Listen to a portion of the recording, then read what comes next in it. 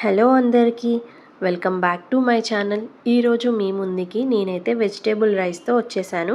మరి ఈ రెసిపీని సింపుల్గా ఎలా చేసుకోవాలో చూసేద్దాం. ముందుగా దీనికోసం కావాల్సిన వెజిటేబుల్స్ అన్నీ కట్ చేసి పెట్టుకోండి. ఇక్కడ వచ్చేసి నేను మిల్ మేకర్, బీన్స్, క్యారెట్ అయితే తీసుకున్నాను. అలాగే దీనిలోకి సన్నగా తరిగి పెట్టుకున్న ఆనియన్, మిర్చి ఇంకా పుదీనా కూడా తీసుకున్నాను. ఇప్పుడు స్టవ్ పైన ప్యాన్ పెట్టుకొని దీనిలోకి 1 స్పూన్ నెయ్యి అలాగే 2 స్పూన్స్ ఆయిల్ అయితే వేసుకోవాలి. ఆ తర్వాత దీనిలోకి 1 స్పూన్ సాజీరా వేసుకోవాలి. ఇప్పుడు సన్నగా తరిగి పెట్టుకున్న మిర్చి ఇంకా ఆనియన్ వేసుకొని ఒకసారి మంచిగా కలుపుకోవాలి. ఆనియన్ మంచిగా ఫ్రై అయిపోయిన తర్వాత ఇప్పుడు దీనిలోకి 1 స్పూన్ అల్లం పేస్ట్ వేసుకొని అల్లంలో ఉన్న పచ్చివాసన పోయేదాకా కుక్ చేసుకోవాలి. ఆ తర్వాత మనం తీసుకున్న వెజిటేబుల్స్ అన్నీ కూడా వేసి ఒకసారి కలుపుకోవాలి. ఇక్కడ వచ్చేసి నేను బీన్స్, క్యారెట్ తీసుకున్నాను. అలాగే మిల్ మేకర్ కూడా తీసుకున్నాను. మిల్ మేకర్ అయితే నేను ముందుగానే ఉడకబెట్టి వాటర్ స్క్వీజ్ చేసి వేసుకున్నాను. ఇప్పుడు దీనిలోకి 2 స్పూన్స్ బిర్యానీ మసాలా వేసి ఒకసారి అంతా మంచిగా కలుపుకున్నాను.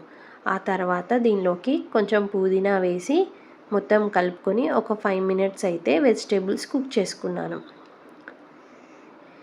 ఇప్పుడు మనం ముందుగానే నానబెట్టుకున్న రైస్లో ఉన్న వాటర్ అన్నీ కూడా ఈ పోపులో వేసుకోవాలి. అలాగే టేస్ట్కు సరిపడా సాల్ట్ వేసుకొని ఒకసారి అంతా మంచిగా కలుపుకోవాలి. ఆ తర్వాత మనం ముందుగానే నానబెట్టుకున్న రైస్ని వేసుకోవాలి. మనం బాస్మతి రైస్తో కూడా తీసుకోవచ్చు. ఇక్కడైతే నేను నార్మల్ రైసే తీసుకున్నాను. ఇప్పుడు మూత పెట్టుకొని కుక్ చేసుకోండి. మధ్యలో ఒకసారి కలుపుతూ ఉండండి. ఇలా నేనైతే ఒకసారి అంతా కూడా కలిపాను. అప్పుడు మనకు మసాలా అనేది ఈవెన్గా స్ప్రెడ్ అవుతుంది.